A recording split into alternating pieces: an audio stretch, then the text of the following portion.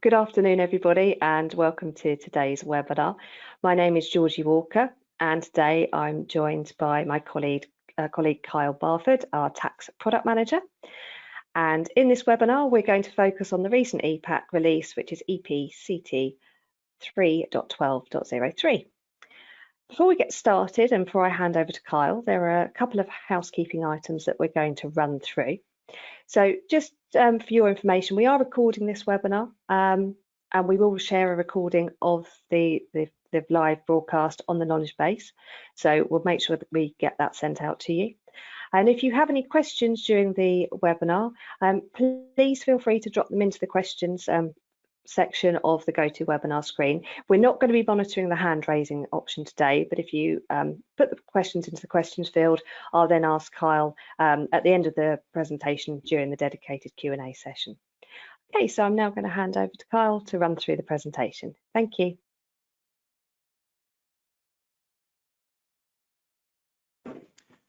Thanks very much, Georgie. Hi, everyone. For those of you who haven't seen me on one of these before or met me at a conference or such like, my name's Kyle Barford.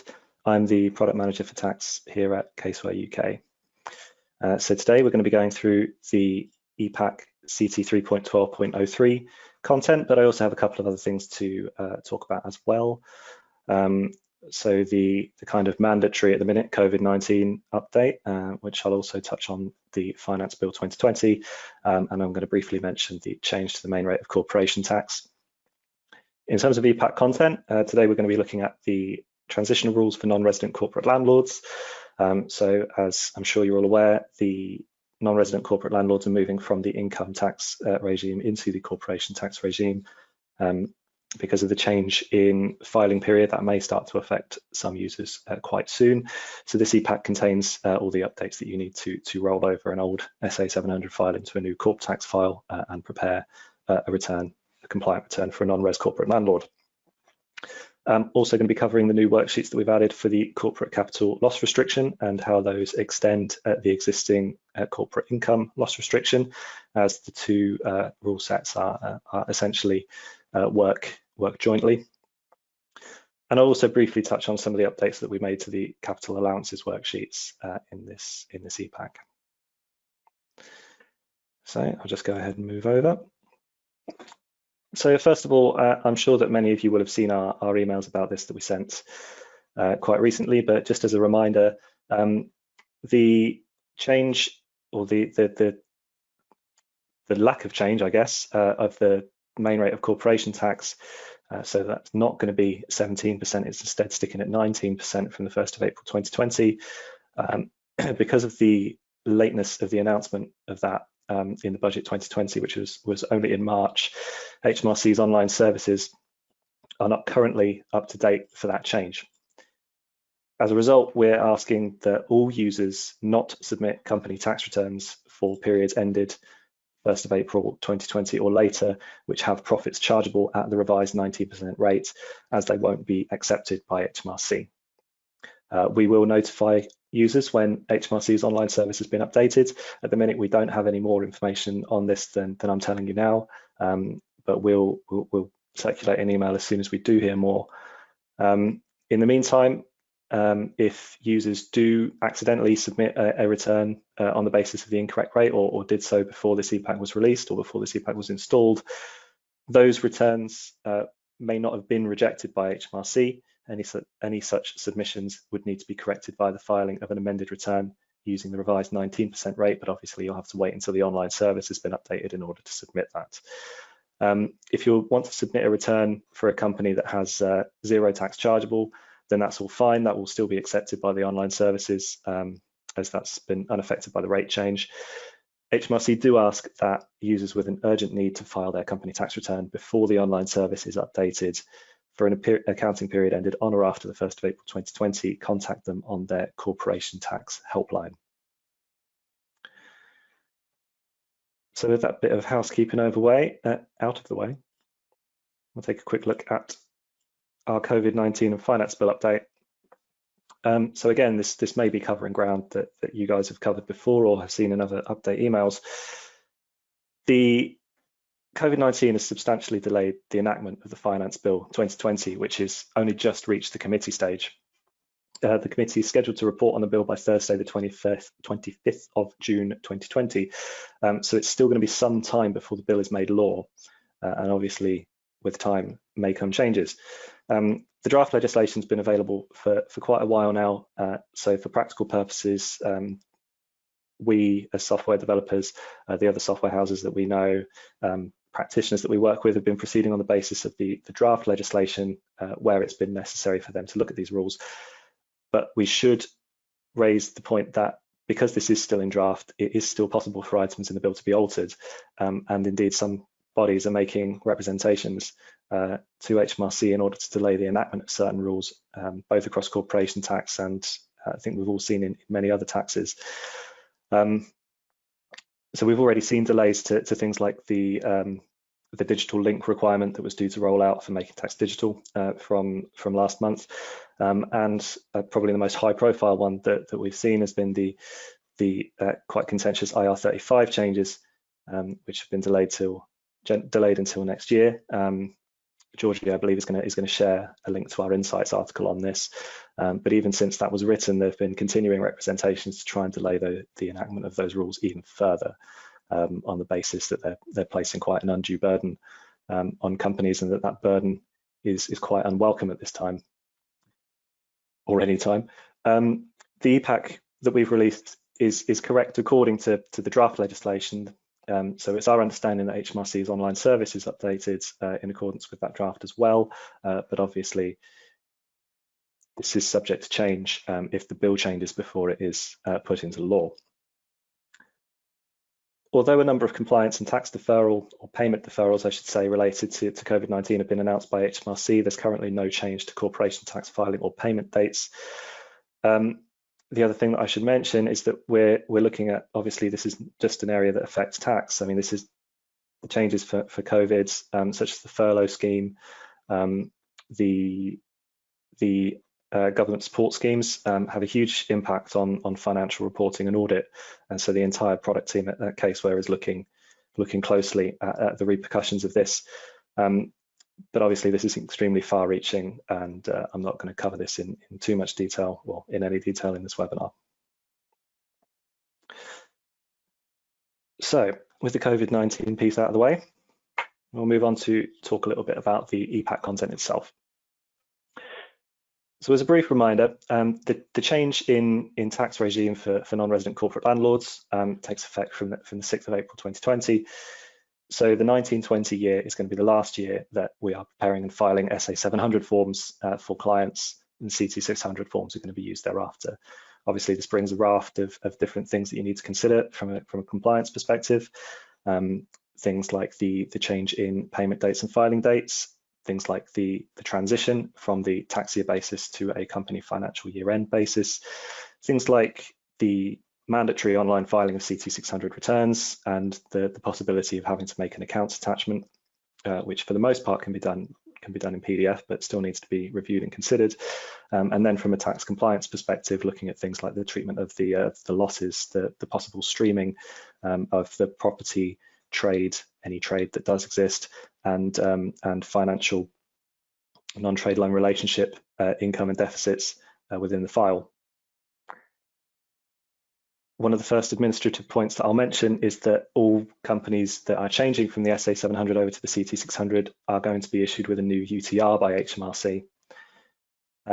Those should be issued by HMRC automatically. We should be seeing those come through by the end of next month. If you do have any non-resident landlord companies that aren't automatically issued with a new UTR by HMRC by the end of next month, I would suggest following those up as a one-off. This is a big exercise that HMRC are undertaking, and I think that it's fair to expect that there might be a couple of companies that slip through the gaps, particularly if you had, say, a non-resident corporate landlord that started filing for the 1920 year. Perhaps they weren't on record when HMRC undertook the UTR update exercise.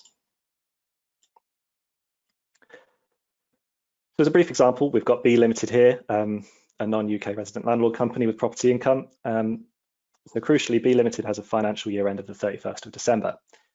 So the filing that B Limited needs to do, it needs to file its final period SA 700 return for the 1920 period, which must be filed by the 31st of January 21. It's then going to split its financial year to the 31st of December into two notional periods. The first period being the period to the 5th of April 2020, which is covered by the SA 700 filing, and then the second notional period being the period from the 6th of April 2020 to the end of the year, 31st of December 2020, which is the period for which the first CC 600 will be filed. So obviously that's a 9-month period. That's going to bring forward perhaps payment and filing dates that the taxpayer may be expecting to comply with. So I'm just going to go ahead and pause my screen here, and I'm going to take you through to the product itself, and I'm going to open up a file, Blue Peter style. So here we have B Limited. So this is the pre-roll forward file. In a non-resident company landlord file, in the initial company details tailoring worksheet, you select the non-resident company option, and that adds in a subdocument, a non-resident company subdocument, which can be opened here directly, and that's where the SA 700 data is all populated. So if I go ahead and open that up now.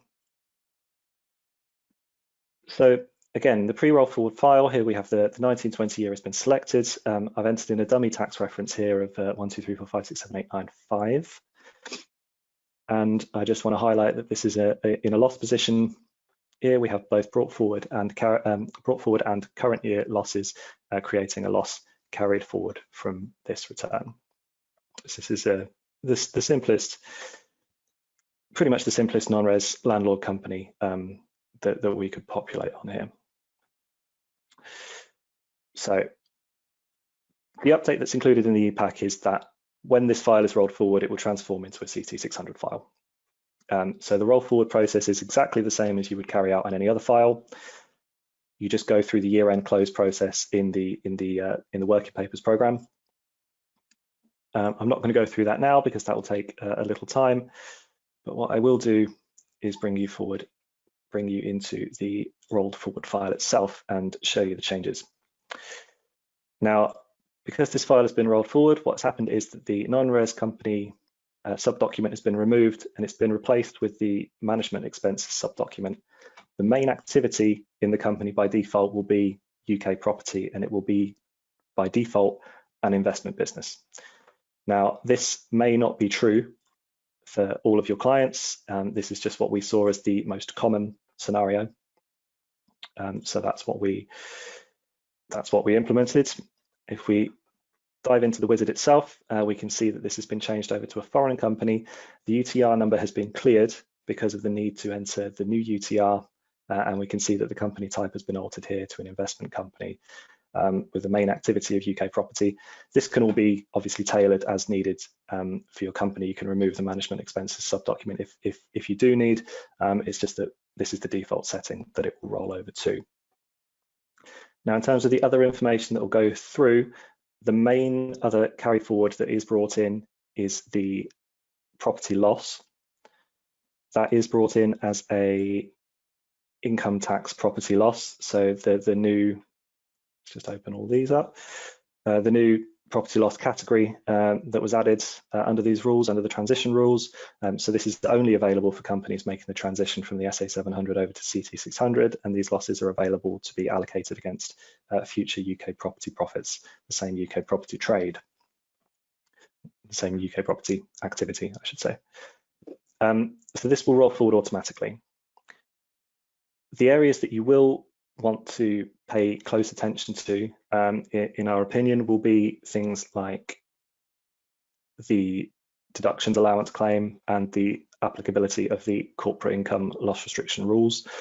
As I'm sure many of you are aware, in order to claim any brought forward losses against current period income, now you should be making a deductions allowance claim, even if the company is claiming losses well below the £5 million threshold. If you've got any more questions on that, and there's some articles in our knowledge base, and some of the previous webinars cover that in a lot more detail, and I'll also be talking about that in the corporate capital loss restriction section. The other areas to look at will be, by default, the template is not going to know what the accounting period end date is. By default, it is going to roll over to a 5th of April year end. This is going to have to be altered depending on the company's financial year end. So you can see in this file, I've updated this to be the 31st of December 2020. And crucially, although there are transitional rules that apply for capital allowances, the capital allowances section itself is going to have to be populated. The way that the capital allowances section functions in a CT600 file is very different from a non-resident company landlord file. There is a lot more automation, there is quite a lot more help, but it also requires a little bit more in the way of detailed input. So again, if any questions on that, please do refer to our knowledge base for more details. But there's no carrying forward of a pool from the SA700 file to the CT600 file, for example.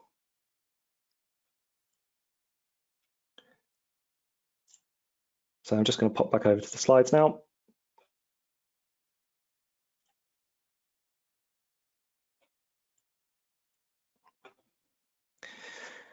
So again, a number of the changes to be considered here. The change in income and expense information collection that you might need to do, and the return and payment due dates, the obligation to electronically file and perhaps attach accounts, which, as I said, you can review the case for attaching a PDF set of accounts if the company is not required to prepare accounts under the Companies Act in the UK. The recategorization of the income tax losses for corporation tax and the streaming that's going to take place. There is going to be a quick vid put out on this as well, which George's team will be issuing, I think, in the next few days. So that should help. If you have any further questions in this area, we should be able to refer to that. I imagine that a number of users aren't going to be looking to prepare these returns for several months, as they're not going to be due for quite a while. So on to something completely different, the corporate capital loss restriction. So this is the other major piece of content that's been included in the epack. The operation of these rules, it's essentially a complement and extension of the existing corporate income loss restriction rules to impose a cap on the amount of net chargeable gains in a year that can be offset using brought forward losses. What it is crucial to note is that because this is an extension to the existing rules, the existing deductions allowance that's claimed for the corporate income loss restriction is the same one that's used for the corporate capital loss restriction. You have to allocate this across the income and capital categories. Under these rules, the deductions allowance must be explicitly claimed. So because of the implementation of the rules, the same thing applies for the corporate capital loss restriction. If you do want to claim an amount of relief for brought forward losses at 100% and claim an amount of the allowance, it must be explicit on the return. As long as you click the button to claim the deductions allowance, there'll be a note automatically added to the computation to make that claim explicitly in the wizard. We should take care here because this is going to apply even if the company that you're looking after is a company with losses well below the 5 million restriction. So if, say, you have a company with just 100,000 of net chargeable gains in a year, and you wanted to use 100,000 of brought forward capital losses to offset that, under these new rules, even though that's well below the 5 million amount, you still have to claim the 5 million amount. Otherwise, your 100K will be restricted by 50%, and you'll only get relief 50K of losses. So please do take care here. The way that this operates in the template is that we've taken the corporate income loss restriction worksheet, and there's an allocation process to categorize where the allowances go and where the in-year relief amounts go. So you just pick which column you want those to go in, income or capital, and the capital computation will populate on that basis. Like the corporate income loss restriction rules as well, there is a transitional period. So any companies that are straddling the date in force of the 1st of April 2020. For the sake of these rules, will be split into pre and post change notional periods, and the calculation is run on that basis. So if I run through a quick example, so the order of operations that the template goes in is that we allocate the deductions allowance, we calculate the relevant maximum, so the maximum net income that can be offset with brought forward losses under the CILR rules. We allocate the deductions allowance to net chargeable gains, calculate the relevant maximum for the capital, so the amount of net chargeable gains that could be offset by brought forward losses, and then we allocate those carried forward losses against the capital gains to get to a post allocation amount subject to tax. So that's all a little bit obscure without actually working through an example. So if we take a look at C Limited here, so we've got a vanilla trading company with property profits and a bit of non-trading loan relationship activity. So in the year to the 31st of March 21, so this is all post rule change, they have net chargeable gains of 10 million here. So the 11 million of gains less the 1 million of losses in the current year.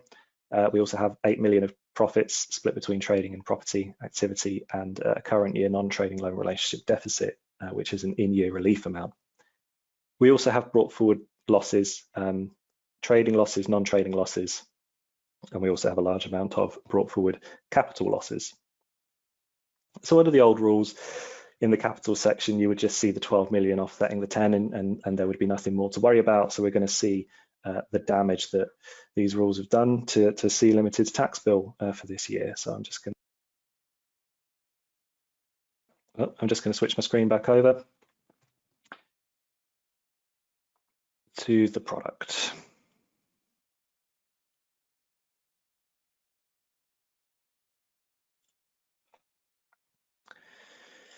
Okay, so here's one I made earlier. We can see here that we've got the total profits of 8 million. So the 5 million of trading profits and 3 million of non-trading profits in the current year. And so the way that this file has been completed, we've claimed the full deductions allowance. That's the first step that we take. We've then allocated our deductions allowance between the capital and the income loss restrictions, so between those two categories. So what I've done for this file is I've allocated the allowance fully to capital. Now we can see here that in calculating the relevant profits, we have the amount of in-year reliefs that are available, and we have the amount that we've allocated to income. Any remaining amount will be allocated to capital. So here, because none of the deductions allowance has been allocated to the income, the entire relevant profits amount of 6 million is subject to a 50% restriction, so only 3 million of these profits may be offset with brought forward losses. So in these blue cells here, we can see that although I have 8 million of brought forward losses, income losses total, I've only been able to utilize 3 million in these blue cells here, which represent the allocation of brought forward losses. Now there's a jump button here to take us through to the capital side, so we can see what's happened there, and we should be able to see that this essentially mirrors what's happened for income tax losses. So our two disposals have been entered, a net gain of 11 million and a loss of 1, leaving us with net chargeable gains of 10 million. And then we can see that the relevant maximum for net chargeable gains, the calculation operates in the same way as it does for income losses essentially, or for relevant income. But we can see here that the in-year reliefs amount has not been brought through because it's allocated to income and not capital. The deductions allowance amount has been brought through because that has been allocated to capital. So that our net gains of 10 million less our deductions allowance of 5 leave us with net chargeable gains subject to restriction of 5.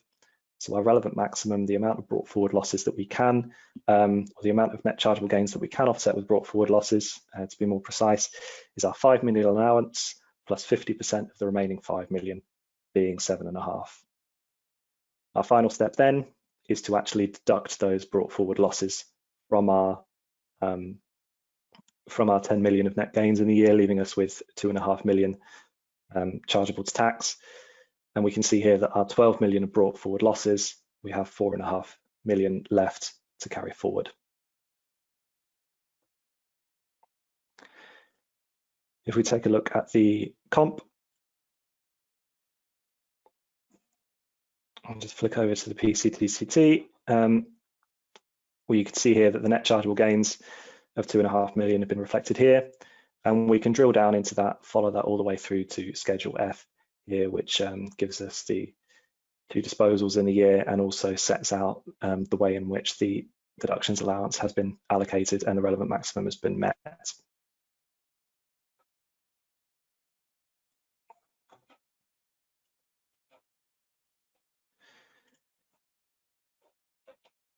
So I'm just going to pop back over to my slides.